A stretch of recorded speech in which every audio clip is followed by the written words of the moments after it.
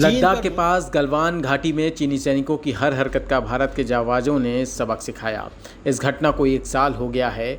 वहीं देशवासियों ने भी चीन को सबक सिखाने के लिए आर्थिक मोर्चा भी संभाला और चीन को इस स्तर पर सबक सिखाया भी जा रहा है। एक सर्वे के मुताबिक ऐसे 33% भारतीय हैं जिन्होंने पिछले 12 महीनों में चीन से बना एक भी उत्पाद नहीं खरीदा है। चीन की हरकत के बाद लगातार ये प्रयास किया गया कि चीन को आर्थिक मोर्चे पर चोट दी जाए। इसका असर भी देखने को मिला। कम्युनिटी सोशल मीडिया प्लेटफॉर्म के सर्वे के मुताबिक जिन लोगों ने चीन में बने उत्पादों की खरीद भी अगर की तो उनका कहना है कि ऐसा उन्होंने सिर्फ 1 या 2 बार ही किया। आपको बता दें कि केंद्र सरकार की ओर से चीन के 100 से ज़्यादा ऐप्स पर बैन लगाया गया और स्वदेशी सामानों की मैन्युफैक्चरिंग को बढ़ावा देने की नीति भी जारी रखी। इस बीच ये सर्वे आया है। पिछले साल चीन की ओर से सीमा पर खूनी झड़प किए जाने के बाद सुरक्षा के लिहाज से कई ऐप्स को भी बैन किया गया था। भारत सरकार ने टिकटॉक, एलिएक्सप्रेस समेत कई ऐप्स को बैन कर दिया था। यही नहीं, गलवान घाटी में हुई झड़प में 20 भारतीय सैनिकों की शहादत पर देश भर में गुस्सा था और कई बार चीनी उत्पादों के बहिष्कार की भी अपील की गई थी।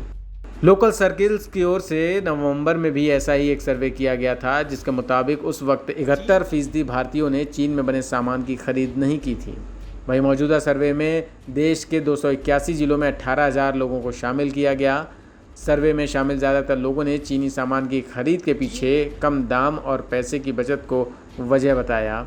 कुछ लोग ऐसे भी थे जिन्होंने चीन में बने दामों के उत्पाद की क्वालिटी को भी खरीदने की वजह बताया। पिछले 1 साल में चीन के सामान खरीदने वाले लोगों में 70% ने बताया कि उन्होंने इसलिए चीन का सामान लिया क्योंकि पैसे की बचत हो रही थी। चीन का सामान खरीदने वाले सर्वे में शामिल लोगों में से 14% ने बताया कि पिछले 1 साल में उन्होंने 3 से 5 चीज़ें ही खरीदी। इसके अलावा 7% लोग ऐसे रहे जिनका कहना था कि उन्होंने 5 से 10 आइटम ऐसे खरीदे जो चीन में बने थे। जाहिर है, चीन की जिस तरह से हरकत रही है उसके लिए आर्थिक मोर्चे पर चोट देना उसे ज़रूरी है। इसके लिए देश के हर नागरिक की इच्छा शक्ति ज़रूरी है, संकल्प ज़रूरी है। मौजूदा वक्त में देश कोरोना की चुनौती से मुकाबला कर रहा है। ऐसे वक्त में भी अगर चीन को सबक सिखाया जा सकता है तो आगे और भी बड़ा झटका दिया जा सकता है।